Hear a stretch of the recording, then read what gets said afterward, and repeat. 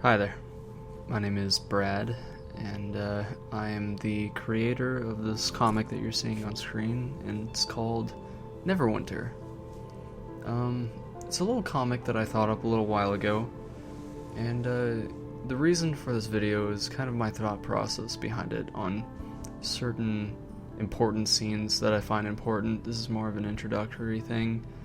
As I work on this comic, I'm probably going to do these periodically if I find something important to the story that I want to talk about, and just explain my thought processing on that.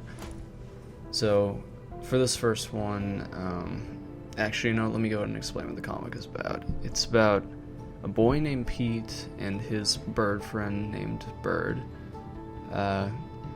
who are coming back from their they're coming back to visit Pete's father, who is an abusive man, and who Pete has kind of detached himself from for a little while, for obvious reasons. Pete and Bird live in a small little mountain town called Railway Valley, and they're coming back. And the whole place resides in this province called NeverWinter. And NeverWinter has been plagued with constant snowfall, like it's always winter, even in a place called NeverWinter, which is where the irony is, which I thought was quite good. I like that. But the whole reason behind it, the whole reason why it's snowing is going to come up way later in the comic. There's a prophecy and some dark secret hidden within Pete's family. Something to do with what the Tops had done. That's their last name, Top, because Pete's father wears a top hat all the time. And so, last name is Top.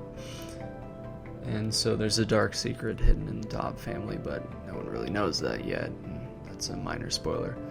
But I kind of want to keep this spoiler-free until I get way into the comic, which is going to take quite some time. But, yeah.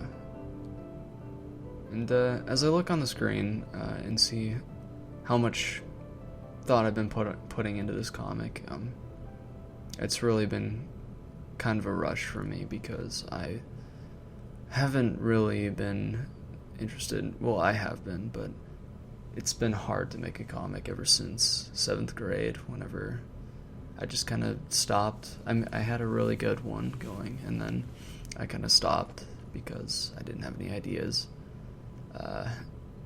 And I've always wanted to create my own story to share with people, and this might be it. Over the years, I've been creating comics, and never really got as far as maybe the 3rd or 4th page if I was really trying. It would always come to me losing interest. I didn't know where I was going, and I would end up tossing the project along with the notebook itself. A perfectly clean notebook with a few drawings in it and nowhere to go. And so I would usually trash it, but this, surprisingly, this is my first go in a number of years, and I'm extremely happy to make this comic. I came up with it in my mythology class last year, junior year of high school, where the project was to create a hero myth, because back in the day it was quite prevalent to hear myths. And so I created this story about a guy named Jack and his bird friend who was under an abusive-ish father, and they go off into a mine to find this element that powered all the machines that the father had made, but the element's running low, and so his machines are useless, so the town is totally barren and poor and destitute.